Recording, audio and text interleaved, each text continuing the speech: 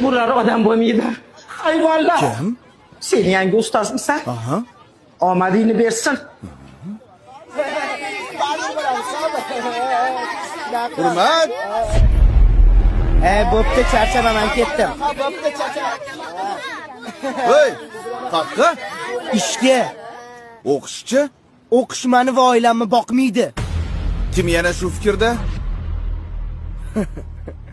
Qancha topasan? 15 ming kuniga. Qolganlarchi? Men 20 ming topaman. Kompyuterxonada ishlayman.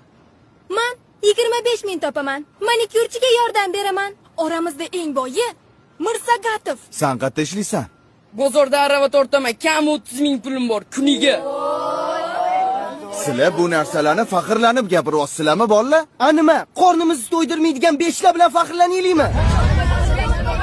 Balki kelisharmiz. Nimani kelishmoqchisiz? Har bir baho uchun pul to'layman. Oppa! Вот это поворот! Eng ko'p baho olgan 5 ta o'quvchiga. Kuniga 20 mingdan. Yo'q, 25 mingdan. Roziman. Voy, qaqqa?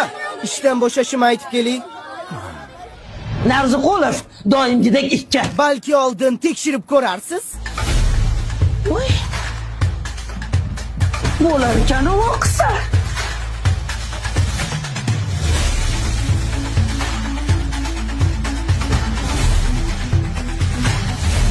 Bizaga pul kerak emas.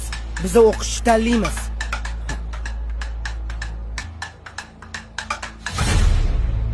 Rosa xursand bo'lsalar kerak. Sovg'a o'zi kimda? Manda. Bolla. Ustoz yo'q ekanlar. Assalomu alaykum ustoz. Doston Rustamovich ko'rmadingizmi? Dars tugadi. Ketdi. Nega ketadilar? Bugun o'qituvchilar kuni-ku.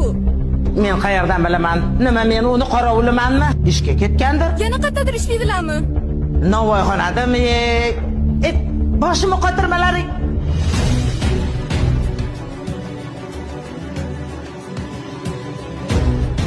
Ustoz, Iya?